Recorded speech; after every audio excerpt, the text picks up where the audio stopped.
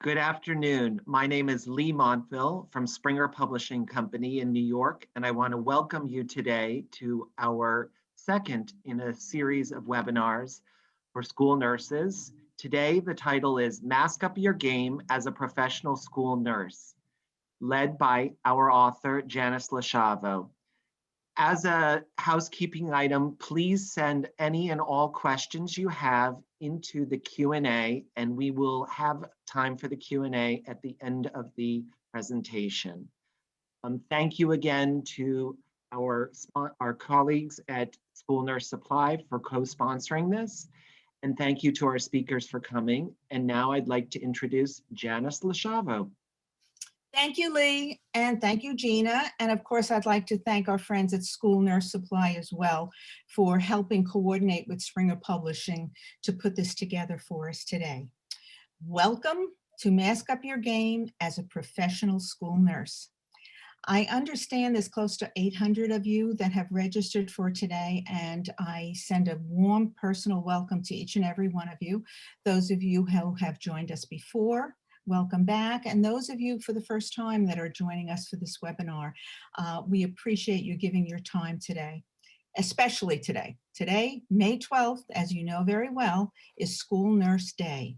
So my hope for each and every one of you was that you were given the level of recognition and respect that you so richly deserved today more than ever. You will be receiving information that some is new. Some will be a re-emphasis on information that we've had before, but updated, of course, and it's totally appropriate during this special time here. I am absolutely certain that you will find this hour totally worthwhile. So thank you for joining us on this very special day. Next slide.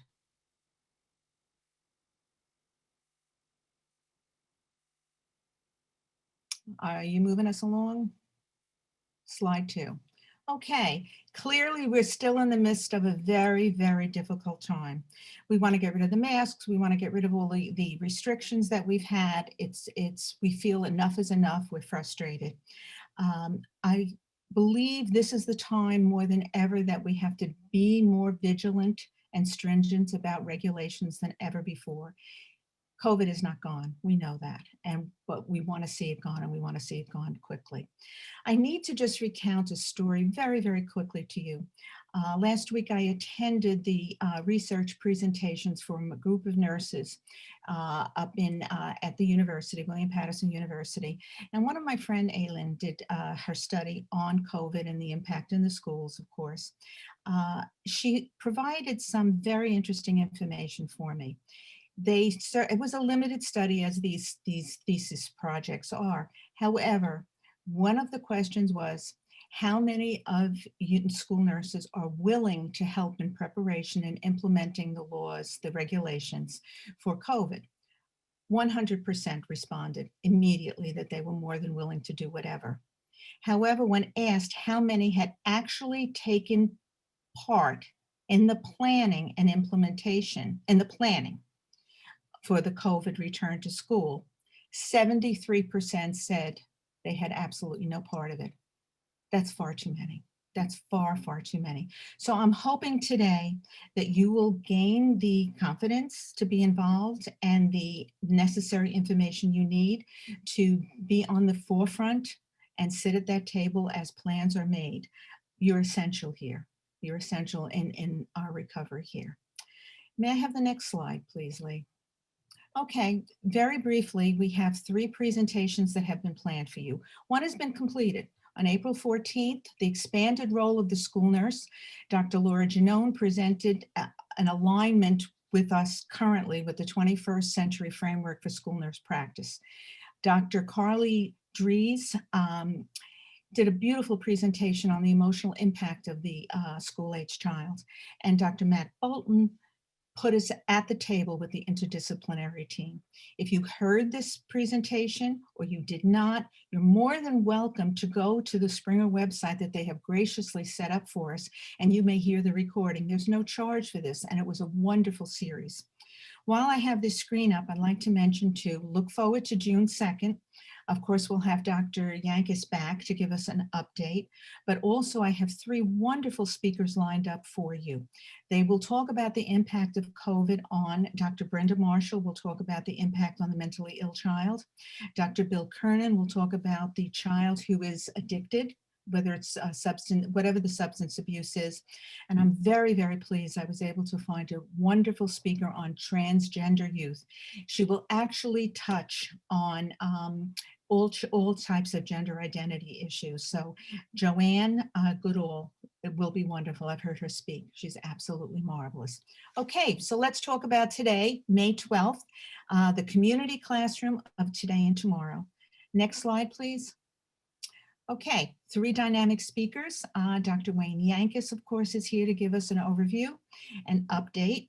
Joan Series, she's been a school nurse for decades, but right now she's working a lot in the public health field.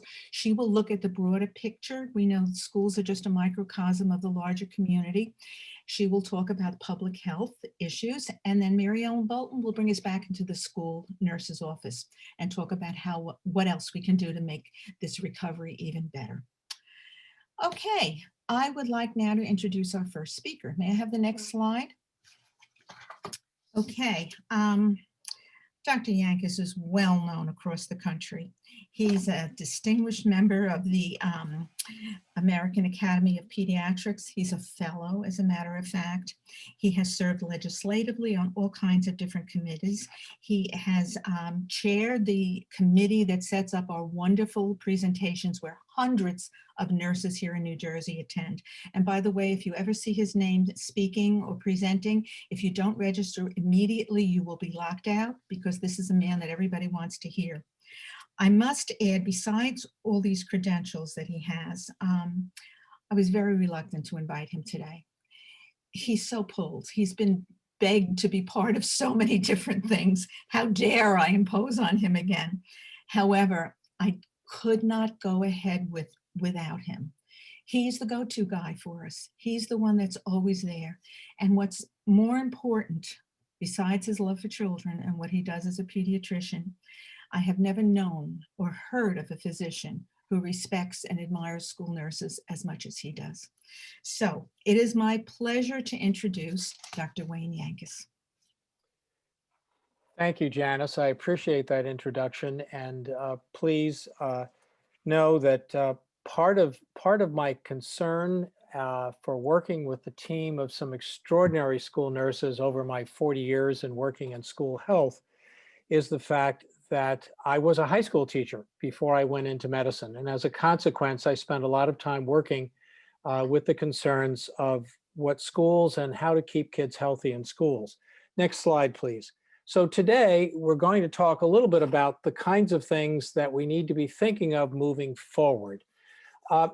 One of the things that has been very key to me is working with our school nurses anywhere is in medicine, we learn to form teams.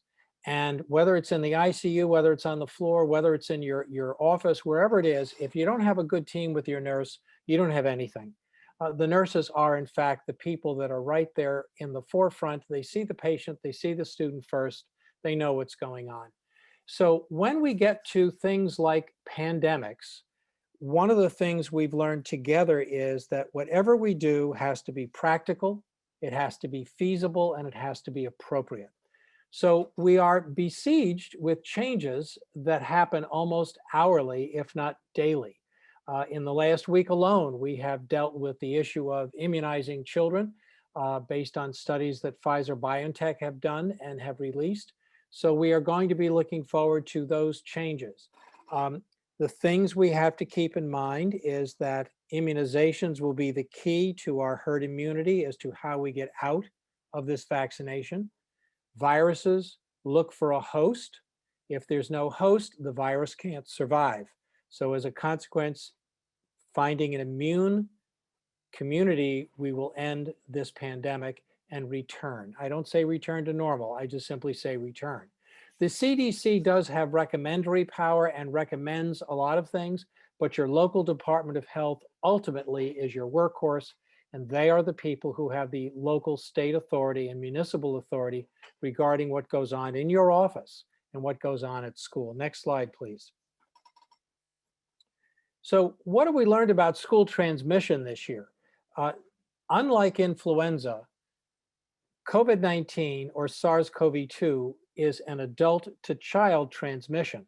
We've learned that most of that transmission generally takes place at home, but it also takes place outside of school.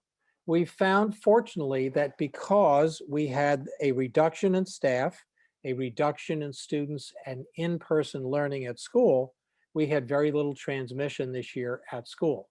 Particularly in the primary grades, while those kids could be, in fact, transmitters, they rarely got sick. The kids that got sick were largely middle school and high school. The kids that got sick in groups were largely high school and middle school, because socialization without parents is often what happened there. One of the other key factors we learned as well was the fact that youth sports, sports outside of school with coaches, often had been a source for under 10 and under 15 transmission of this virus. In-school sports traditionally this year had an extreme set of rules and regulations put together as to how to distance, space, and handle sports for those schools that had them, and it worked out very well. Next slide, please. So what are some of the long-term effects? Why are we concerned at all about students if in fact they're asymptomatic or have mild illnesses? The issue that we're concerned about is that that didn't happen to everybody. In my state alone, we had over 172 severely ill children who were hospitalized, and nationally over 5,000 who suffered either short or long-term effects from having COVID-19. So those with moderate symptoms who required hospitalization and those that had the inflammatory disease, those are the ones more likely to have the lasting effects. Who were those children? They were largely children who had obesity, diabetes, heart conditions, cancer chemotherapy, or predisposing conditions. So we were very specially careful in school about keeping most of those kids on virtual learning and out of community so that they would not be infected. For the unfortunate kids we were unaware of, what we learned critically was that these kids needed to be paid attention to, and they would be largely having effects of this disease for 3 to 6 months after the initial infection. Next slide, please. So one of the things we know that we are dealing with, since today we are likely to get the CDC approval of the Pfizer-BioNTech vaccine for children 12 to 15, after a successful trial where we found almost 100% effectivity using the same adult dose that we used. We are going to find that children are going to be clamoring for this in middle school and high school because it encourages them to safely then enroll in camps, summer activities, proms, and high school graduations, and that I don't think we're going to find much vaccine hesitancy in that group. However, we do, in fact, still have a very strong vaccine hesitancy that remains in our country for any vaccine, but very often for something new. And this vaccine, of course, is new. Remembering these vaccines for the pandemic are emergency use authorization. They are not approved. They have not had 15, 16 months of trial. But what I tell my colleagues is, and my colleague school nurses as well, we in fact are the trusted colleagues. Public health is not often trusted. Public health announcements on television are often trashed.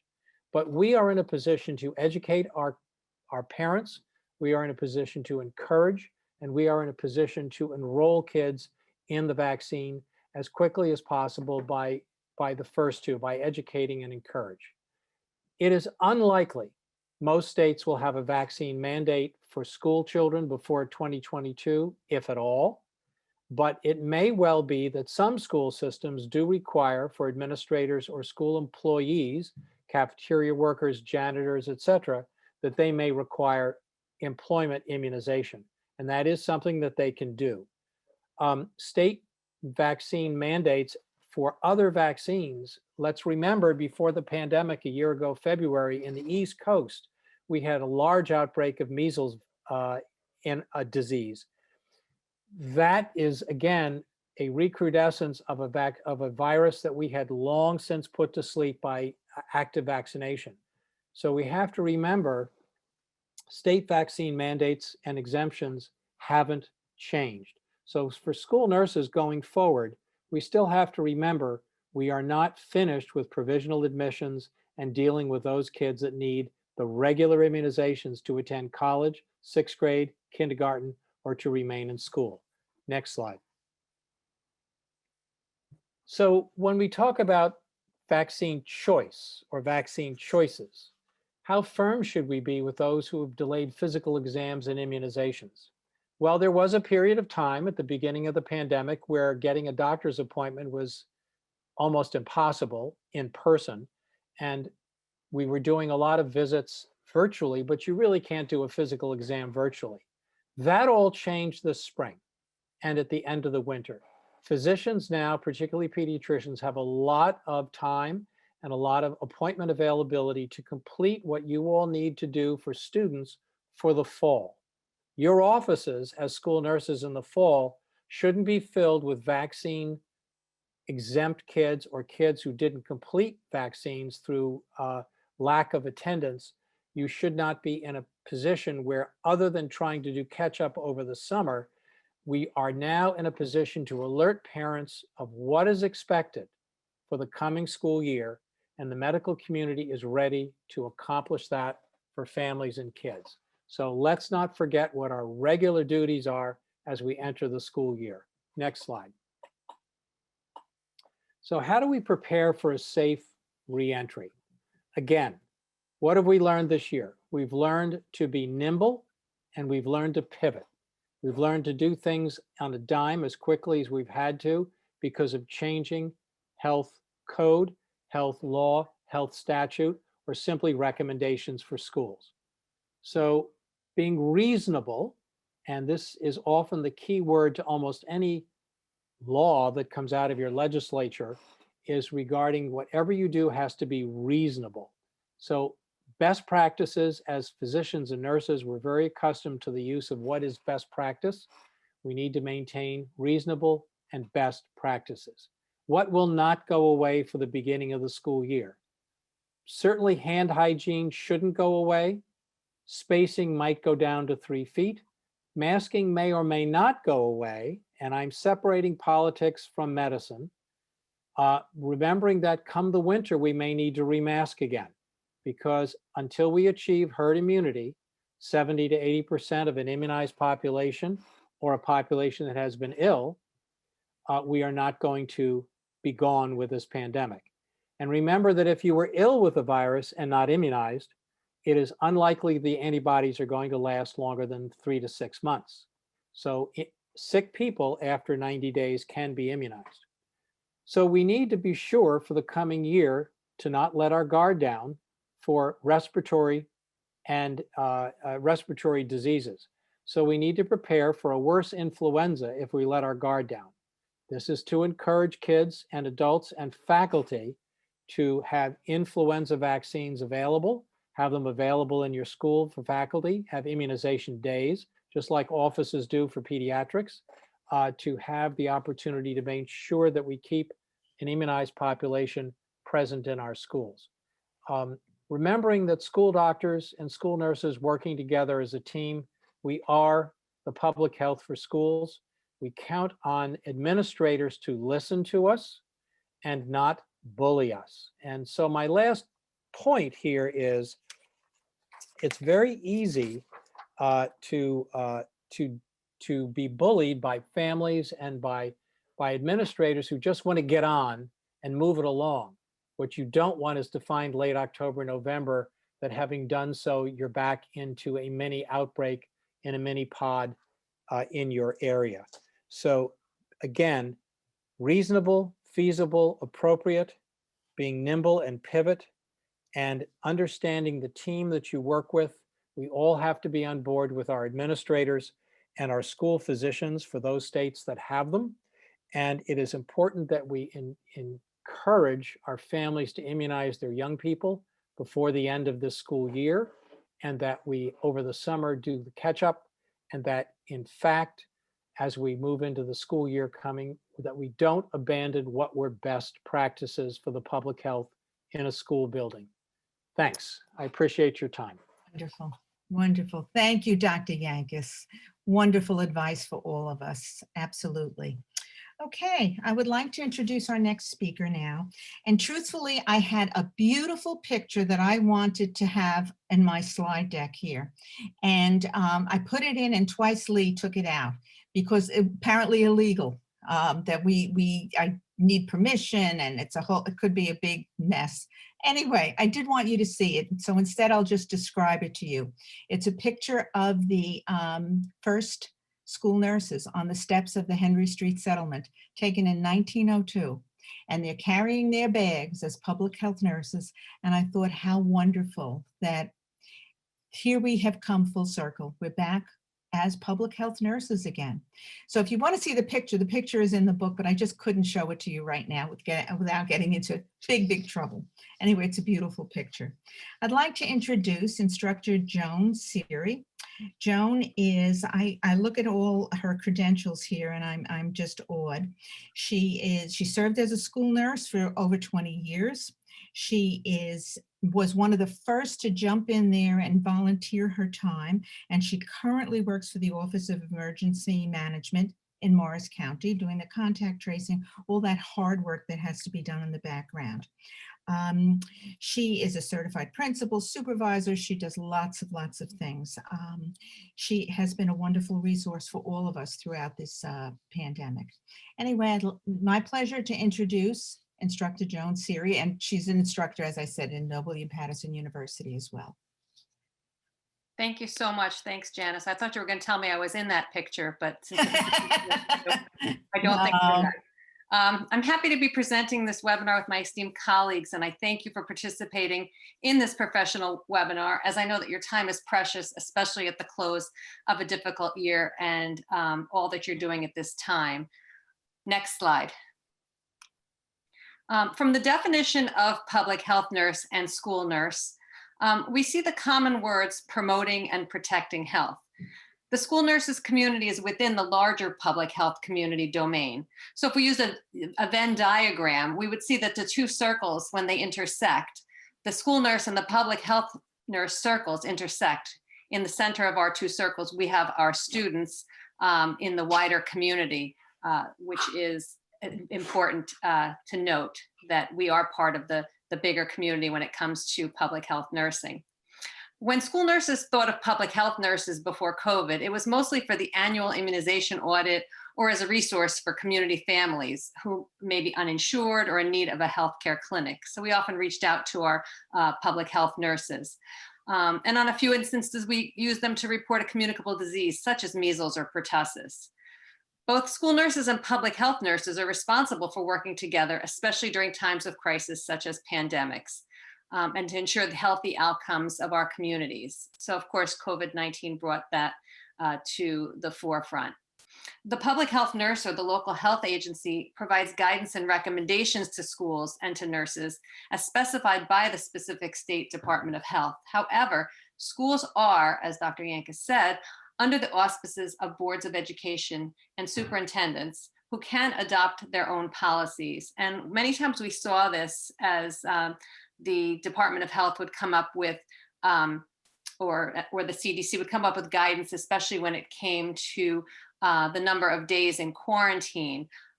Schools stuck to the 14 days, but yet for reasons, the health departments felt that they had to go down to a 7 to 10 day if there was an emergent need, especially to keep parents or people working.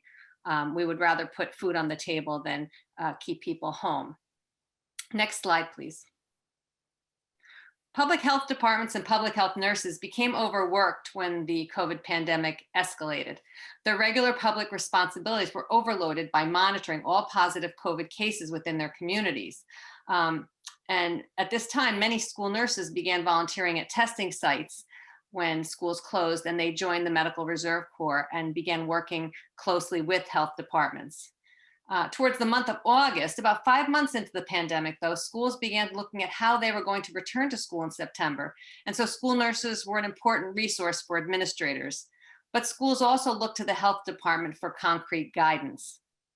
Decisions were made, and school nurses were in the forefront of virtual, in-person, and hybrid learning. The health office, when in person, became a potential isolation area. So school nurses had to be ready. They needed to be prepared. And a big part of this was in reassuring their staff who were coming back to work. There was a lot of hesitancy in that. And how were they going to be protected? School nurses had to jump in there and reassure their staff that it would be safe. Public health nurses were educated in communicable disease reporting and surveillance system. It's also called the CDRSS, where all positive cases are reported from labs and they're doled out to their respective town health departments. And first it was for symptom monitoring, and later on for family quarantining and contact tracing. Next slide, please. The public health nurse and the school nurse, once again, when they crossed paths as schools opened, whether virtual, in person, or hybrid, nurses in schools would often receive knowledge about positive cases within their school community, probably prior to the public health nurse getting the positive test result from the lab. And so school nurses began to do contact tracing within the school, and then informing the public health nurse and working with them so they would be able to contact them. So many times, it kind of worked both ways for me. I would be the school nurse speaking with a parent, and they would say, oh, I already spoke with the public health nurse. And then sometimes you'd be the public health nurse calling a parent or a home, and they would say, I'm already dealing with my school nurse. So, and the parents didn't always take kindly to the school nurse because they questioned her authority in the schools, especially about virtual learning and the return to school dates. A lot of parents tried to contact the health department to overturn the school nurse and to overturn the time frame. And public health nurses at that time were allies to the school nurse. And they reaffirmed with parents that the school nurse authority and knowledge were indeed correct. So it was definitely a partnership made in heaven. School nurses looked to the health department to provide the unified front that they needed, especially with angry parents. And as I said, they definitely worked for each other. It's important that the school nurse communicates with administration regarding suggestions on quarantining and the information provided to parents. A lot of times administration pushes to keep schools open, especially if the parent population is vocal about it. Again, it's the cooperative approach that's needed when health decisions are being made. Staff as well need to be kept informed. A lot of teachers have expressed that there is a lack of communication when it comes to case reporting, but a lot of times this is due to confidentiality, and it just has to be explained to them. The school nurse, along with the public health nurses, have the responsibility of educating parents and the community about the latest updates regarding COVID-19 and all communicable diseases present in our population. And by disseminating knowledge, we empower our population to prevent spread and keep our schools open. Next slide. Parents must understand the importance of contact tracing, not as a form of tattling, but as a way to protect all people.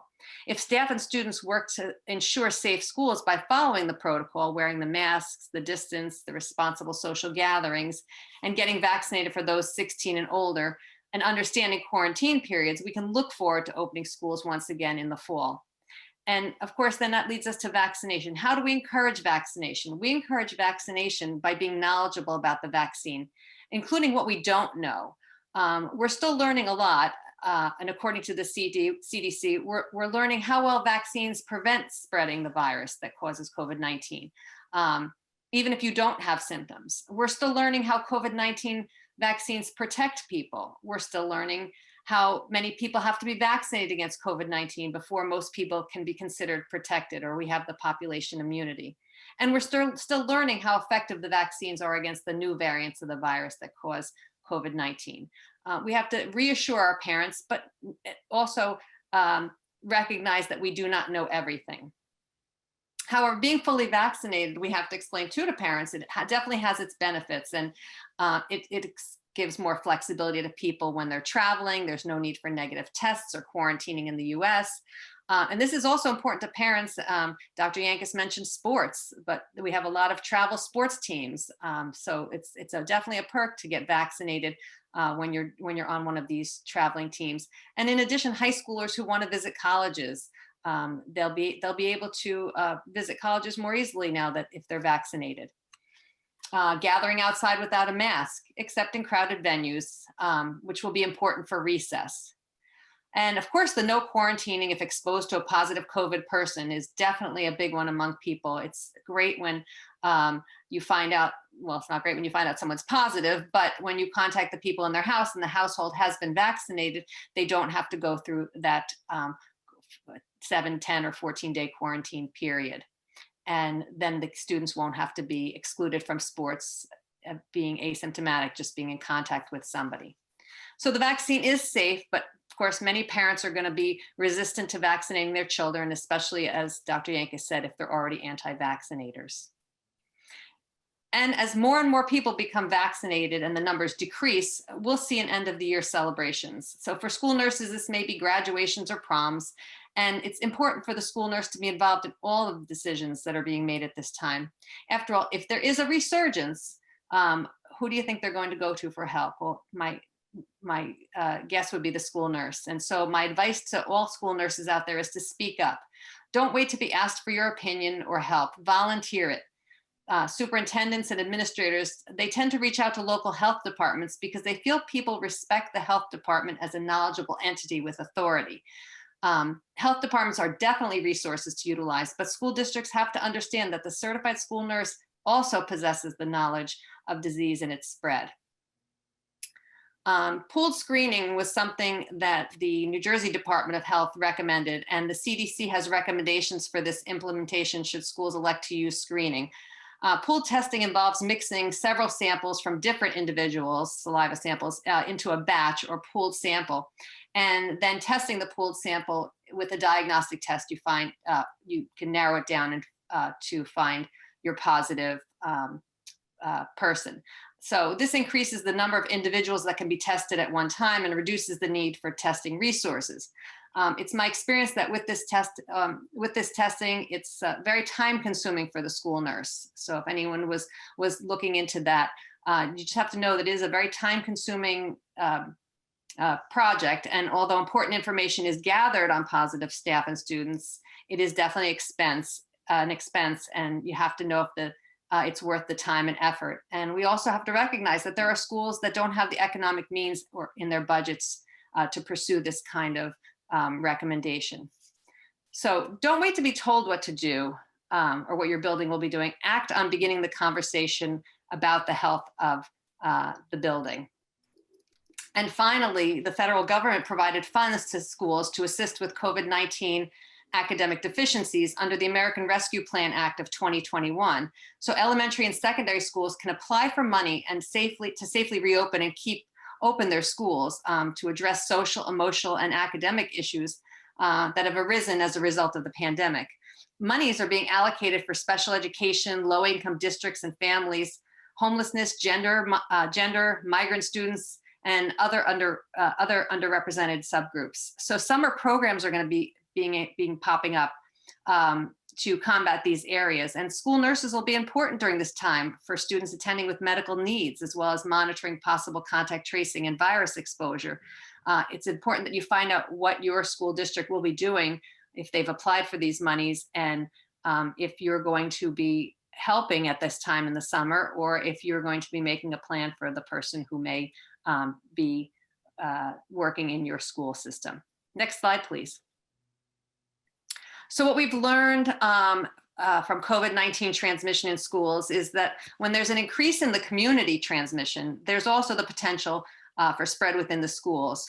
What we know for school health, as stated by the New Jersey Department of Health, is that based on data, learning in schools has not been associated with substantial community transmission, especially when strategies are in place to encourage social distancing, hygiene practices, and wearing masks. And local health departments should be in close contact with schools at this time to provide and share resources on COVID transmission, prevention and control, as well as implementing safety measures for illness reporting and follow-up. And decreasing transmission is a cooperative responsibility between administration, faculty, nurses, parents, and students, along with the help of the public health departments.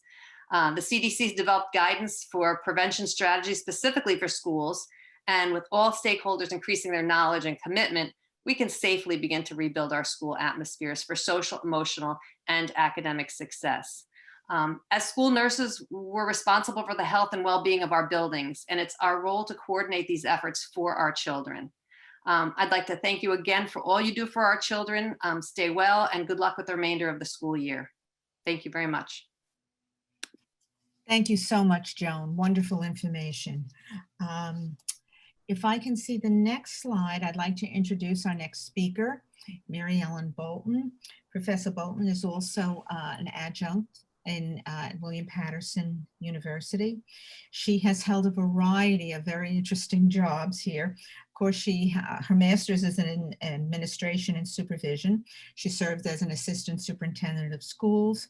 She also, I find this fascinating, she was vice president of Prison Health Services, and she helped develop the healthcare program for the inmates at Rikers Island. She's like a Renaissance gal. She's done it all. Very interesting background. She's a contributing author as well, as Dr. Yankis is in our book, School Nursing. And she served deputy commissioner for the New Jersey State Department of Corrections. So, and also I'd like to throw in here, she did share her son with us for our first presentation, who was also dynamic. So without further ado, here's my friend, Mary Ellen. Thank you, Janice. And thank you, Dr. Yankis and Professor Siri, for paving the way for my presentation. May I have the first slide? Artist Harris, a 4th grade New Jersey student, presented these beautiful thoughts to his school nurse, Susanna Peterson, for National School Nurses Day. In responding to a request for permission to share his artwork, he wrote to her saying, "Yes, you can share it and my name. I wanted to make something different for you because you are so special, and I think you deserve a lot more for keeping our schools safe." I hope that all the participants at our presentation today received similar comments and sentiments as Susanna Peterson did, a colleague of mine. And I wish each and every one of you a very happy and healthy National School Nurses Day. Next slide, please. Whether you are referencing Florence Nightingale on the first school nurse in the United States, Lillian Booth, I do not ever recall the term hero being used so often to refer to nurses, but it is so well deserved. If you look at the Gallup poll, the most recent published, for the 18th year in a row, Americans rate the honesty and ethics of nurses highest among the list of professions that the Gallup asks US adults to assess annually. Currently, 85% of Americans say nurses are honest and ethical, with very high or high standards. Next slide, please. So the school nurse wears many hats.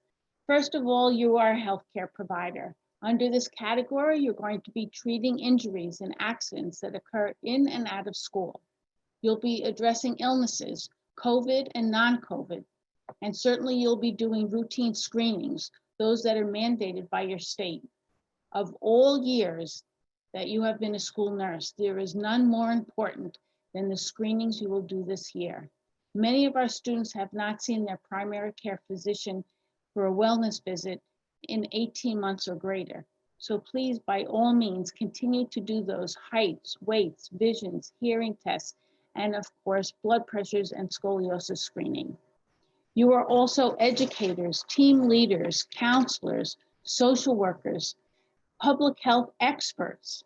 Now, when I call you a public health expert, I certainly do not mean in any way, shape, or form to take away your free speech, but I would expect that we would always be conducting ourselves apolitical, and all of our information would be based on science. You should be issuing websites, newsletters. Possibly your students are creating posters in their health classes and you have them up on the walls in the building, plastered on the doors for people coming in and out of your building should you permitting visitors. But in all, we should be attending as the voice box for health services, PTA meetings, Board of Education meetings, and any other venue that will listen to you and your information that is based on science. You're a community outreach worker, but most of all, you are a preventionist. Now, I certainly don't claim to have coined this phrase, but I use it a tremendous amount in my classes at William Patterson. Next slide, please. The role of a preventionist is taking a seat at the table with the decision-making team, implementing recommendations from the CDC, Department of Health, and Department of Education, following current trends to safeguard the health and well-being of your school community, advocating for your school community, enhancing the cooperative working relationship between the health office and the local health department. I might pause here and tell the audience, in my many years of teaching at William Patterson, I've told my students they have two best friends, one in the school setting, which is a guidance counselor, and one outside the school setting, and he or she was the public health nurse. And yes, you need to educate, educate, educate, setting by example first, and then addressing your students, your faculty, the administration, and your parents. Next slide, please. Keeping current on the role and availability of vaccines is certainly one of your priorities these days. Anyone can Google vaccine.gov and find the location nearest you of the vaccine of your choice. This is certainly including Moderna, Pfizer, and Johnson & Johnson. 80% of the population in the United States will find a location within a 5-mile radius of your home. So access is certainly there. Currently, whether you're 12 years old or 118 years old, the oldest person on the face of the earth, you are eligible for a vaccine today. 12 to 15 years of age, the EUA for Pfizer was approved by the FDA on Monday of this week. Shots were in arms by Tuesday in 7 states. And on Wednesday, today, the CDC is expected to provide their approval as well. 2 to 12-year-olds, we expect an EUA first thing in September, and certainly that will make returning to school so much easier. But how do we address the concerns of parents? The Kaiser Family Foundation poll reports findings from parents saying that 30% will definitely get their child an immunization as soon as their child is eligible. 26 will wait and see. 18 will administer the vaccines to their children only if it's required, and 23% say absolutely not. So how do we convince those individuals that are vaccine hesitant? First, a vote of confidence. And I would anticipate that as full availability and full authorization is issued by the CDC and the FDA, that will go a long way. Motivation, just the mere fact of being able to walk outside without a mask or attending school or sports events will be an encouragement. As recently as today, Secretary of Education Cardona announced a push to reopen schools, not in September, but this spring of 2021, offering parents 100% in-school opportunities. We hope that that will be embraced. And access, again, 3 vaccines within 5-mile radius for 80% of our American population certainly reinforces access. Next slide, please. General education students will be returning to school with some health concerns. A percentage of pediatric cases increase as the percentage of adult cases decrease. That percentage changes daily, as Dr. Yank has pointed out. Some of our students will have tested positive, but asymptomatic and yet still contagious. Some of our students will have experienced MIS-C, and they may have some accommodations as they return to school that must be addressed with a 504 or an IEP. And yes, unfortunately, yet rarely, we have had some fatalities, accounting for 0.3% of the pediatric cases. We will certainly experience food insecurities in families, psychosocial needs, homelessness, entering a new school because of relocation of the family, lack of peer role models, academic lack of school district plans to provide support, and anticipation of chronic absenteeism and school phobias greater than we have ever seen in years past. Next slide, please. Special education students will also be returning to school with some of the same general education student issues and concerns. However, in addition, parents of special needs students have become a teacher, lunchroom monitor, school nurse, recess monitor, physical therapist, occupational therapist, speech therapist, and researcher. They have experienced an interruption in their routine, which is essential to special needs students.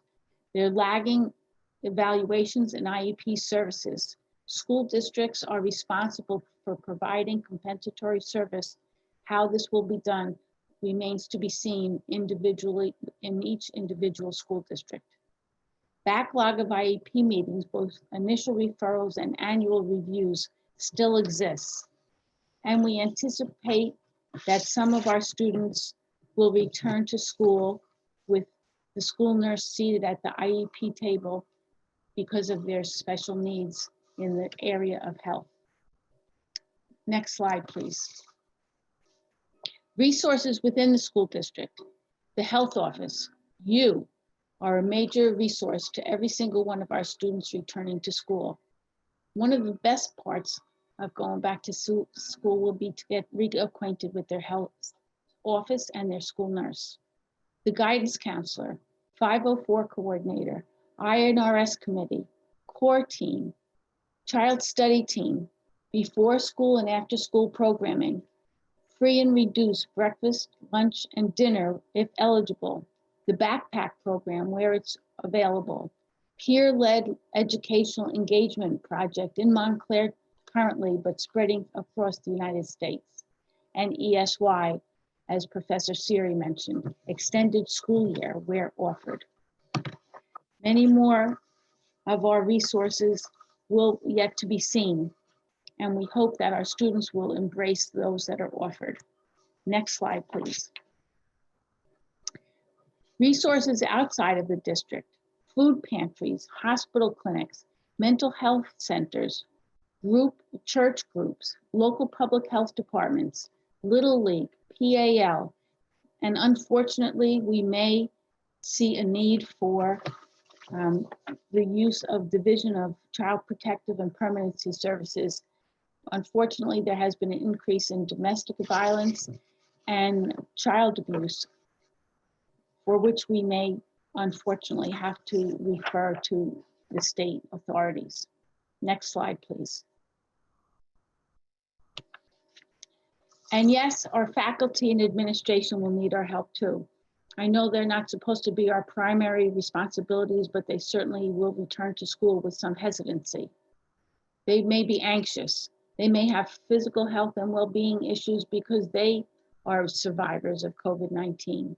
They may have a willingness to be vaccinated or not. Currently, we know that approximately 75% of adults strongly agree or agree about vaccines, and 15 are going to wait and see. Your support and guidance will be invaluable to our faculty. And yes, educate, educate, and educate. Staff development in some school districts may include social and emotional learning, mindfulness training, and even a broad-based cognitive.com, a K-12 evidence-based training program with simulation lab, which identifies behaviors of concern, helps teachers approach students with respect and concern, and appropriately refers them when they do identify a need. Next slide, please. So be at your best for yourself. This is an area where most of us fail, self-care. We suggest that you breathe awareness, eat love, sleep in peace, think gratitude, mindful meditation, and engage in joyful acts. Please keep calm and practice self-care. Next slide, please.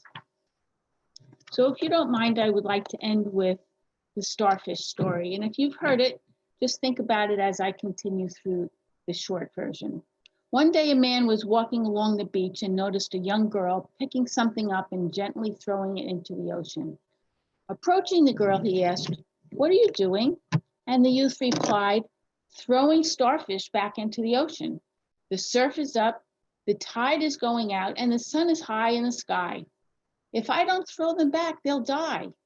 The man said, "You don't realize that there are miles and miles of beach and hundreds of starfish. You can't make a difference." After listening politely, the girl bent down, gingerly picked up another starfish and threw it into the surf. Smiling, she said, "I made a difference for that one." School nurses make a difference. Thank you for joining us today, whether it was from your health office or the comfort of your home. We genuinely appreciate the time you took from your busy schedule, because we know school nurses are lifelong learners. Good afternoon. Thank you, Mary Ellen, and thank you, Dr. Yankus and Joan. As promised, you've got a tremendous amount of information in a very, very short period of time. I'm thinking now maybe we have some excellent questions there. Am I right, Lee? Yes, thank you, Janice. And thank you to Dr. Yankus, Professor Siri, and Ms. Bolton for all of what you've talked about today. We did get some questions in the chat and the Q&A. So I wanted to start with Melissa Hansen asked, the question is for Dr. Yankus. Do you believe that it is safe for elementary students to not wear masks outside if their respective county is in the quote unquote yellow zone? I'm going to say no until we get to the green zone. We're better to finish the school year with masks on, particularly remembering this is a respiratory virus that is spread by respiratory droplets indoors or outdoors. Outdoors is clearly better than indoors. But when you look at our elementary or primary school kids, when you see them on the playground, they're all over the place. They're on top of one another, they're side by side. It gets a little better as you get into the older grades, but I would suggest that the public health in most states, again, it's a state by state thing, but in most states, we have not abandoned masks just yet in playgrounds and outside areas for schools.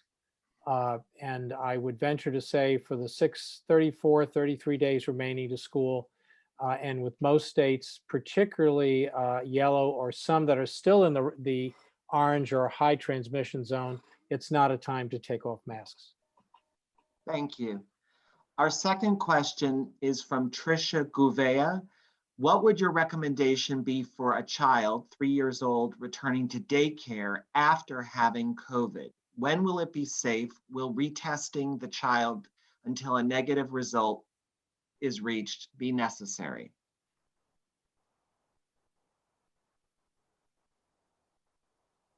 Joan, unmute yourself. Sorry, Or I was going to answer the portion about retesting the child. Oh, sure. We don't recommend retesting anybody who's positive for COVID for 3 months because the virus can remain in the system, and you can test positive for up to 3 months. So there's there's nothing that says you have to be retested to enter.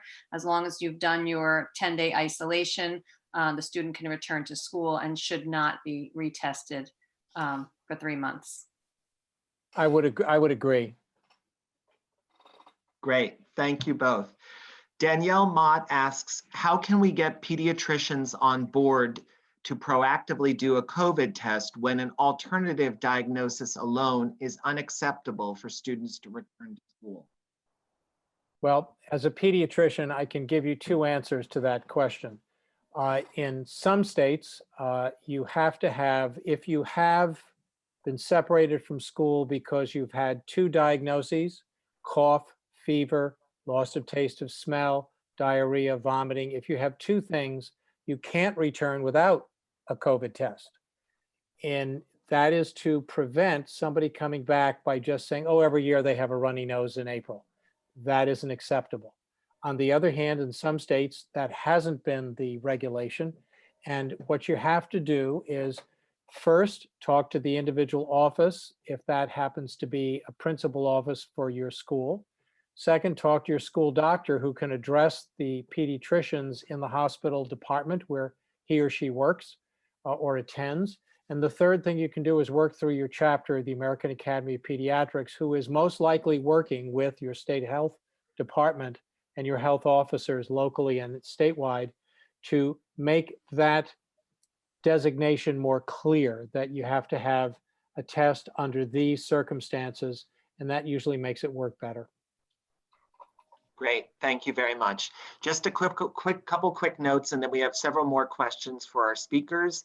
One, all attendees will receive the certificate of attendance today for 1 hour within 2 weeks of post-webinar. And as many of you have been asking in the Q&A and in the chat, we will be sending out a recording of the webinar today to everyone within 7 to 10 days.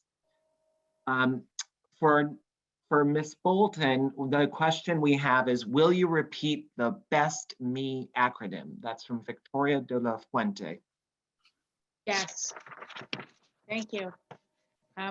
Breathe awareness, eat love, sleep in peace. I have to guess that many of you have not been getting good night's sleep. Think gratitude, mindful meditation, and engage in joyful acts. Great, thank you so much. Our next question is for Janice, Nurse Bolton, or Professor Siri. Any updates on the annual health screenings that are done by the school nurse? Which ones are needed or mandatory this year for this school year due to COVID-19? Can we limit our screenings due to safety from COVID-19? Mary Ellen, I know that's been a hot topic for you. Why It don't is. you It's take a that? burning issue for me. Keep in mind, Mary Ellen, though, just we have to answer for New Jersey, correct? Yes, so this is New Jersey specific. I can't speak for other states, but the New Jersey Department of Education has issued a statement reinforcing the mandate for all immunizations according to the codes and statutes be completed. The only waiver they have issued is to extend the time that these screenings need to be completed until the end of August. If a school nurse is concerned about a child that only attends school virtually, she is to offer the screening component to the parent, and the child may come to school for the screening. If the parent wishes not to do that, then the parent may write a letter or a note to the school nurse stating that she does not wish her child to be screened. Or in lieu of that, the school nurse may certainly take her child to the family doctor, the pediatrician, and have the doctor do the state mandated screenings. Did you want to add anything, Joan? No, I was just looking at somebody's comment. And so that's where the parent won't bring the child in the summer.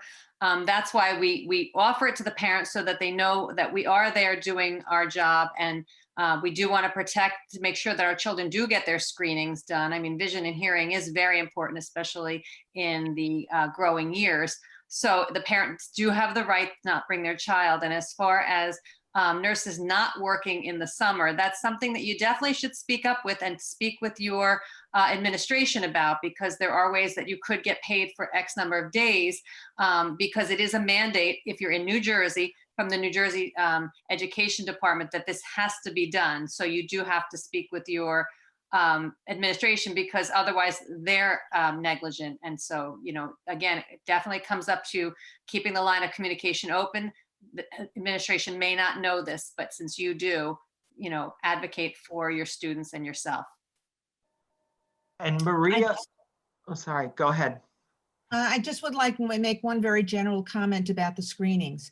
Of course, this year has been unique and there were children that are not in school, so it's especially challenging.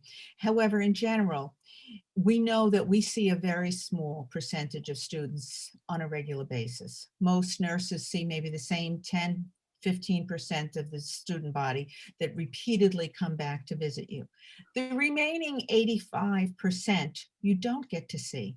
So screenings are a way for the nurse to see, touch, talk to every single child in the building. So we can't lose that. We can't lose that. So make every effort to comply, not only this year, but every year, that these screenings are done and done efficiently. We also had a question from Maria Williams. Will children receive the Pfizer vaccine or is another one coming? Maybe Dr. Yankus? Yeah, well, right now, the Pfizer vaccine is the one that's going to be out for 12 years and up, and the studies are ongoing for 6 months to 12 years. Moderna is doing the same, but they have not yet really gotten to the point where it looks like it'll be approved for emergency use quickly. So my guess is right now for this summer, it will be Pfizer BioNTech. But, you know, again, things change hourly and daily. It could be that the Johnson & Johnson 1 vaccine or the, which has been very successful in young people without event, and certainly Moderna very well by the fall could be available to children who are 12 and up or 5 and up, depending upon when the CDC and the FDA release those studies. Pfizer had the biggest group of young people enrolled in that study, which was helpful. Johnson & Johnson and Moderna had fewer kids, but certainly in the thousands, and we'll see where it goes over the summer. Right. Great. And the last question we had is the state, Ann Hanrahan says, the state has sent an email that all children should have their vision, audio, etc. screenings by the end of the school year. How is that possible when they need to be in an isolated room? Who covers the health office and how much time between students? Mary Ellen? I'm happy to answer that. This is a topic that is going to be discussed and solutions generated school district by school district. The responsibility is not only of the school nurse, but also of the building principal and the superintendent, the Board of Education, to make sure that we're all compliant with the regulations. Some school districts may hire substitute school nurses. Some school districts may encourage the use of different rooms. Some school districts may do heights and weights outside, depending upon what is available. Some school districts may have their nurses come in on an extended contract over the summer to complete the screenings. It's a conversation that needs to be had by the school nurses and their administration. Great. Perfect. Thank you very much to all of our speakers today. We are thrilled that all of you joined and stayed through the whole presentation and for the Q&A. If you have any additional questions, please feel free to send them to me, Lee Montville, at lmontville@springerpub.com.